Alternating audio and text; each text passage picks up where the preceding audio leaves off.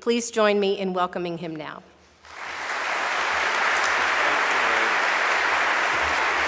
Thank you.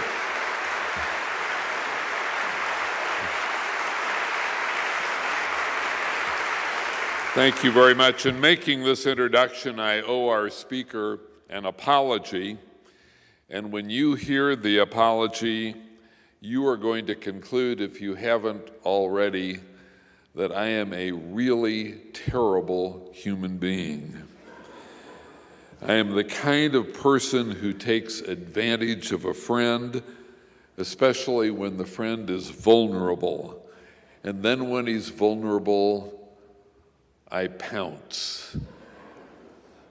Tonight's origin was a rehearsal dinner the night before the wedding of Victoria Will, George's only daughter and the apple of his eye.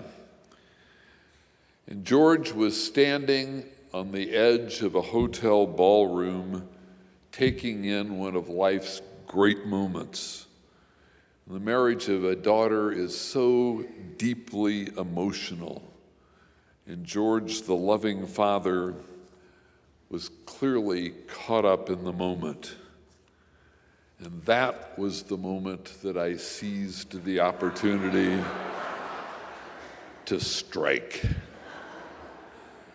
I sidled up to him and whispered ever so softly in his ear, "Would you mind giving a lecture at Washington University?"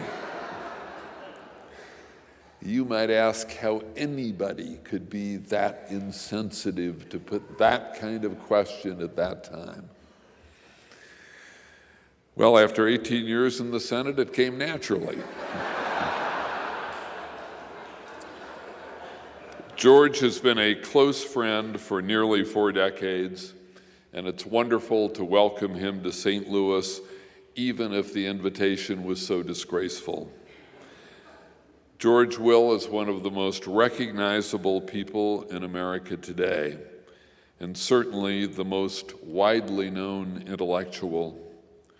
He is the author of at least a dozen books and a twice-a-week newspaper column. Since the early days of the show, he has been a regular in what is now This Week with George Stephanopoulos. He is an astute political philosopher, a present-day Edmund Burke, a definer of the meaning of conservatism. He is a native of Illinois, a student of baseball, a lifelong Cubs fan, and as such, he is a man of sorrows and acquainted with grief.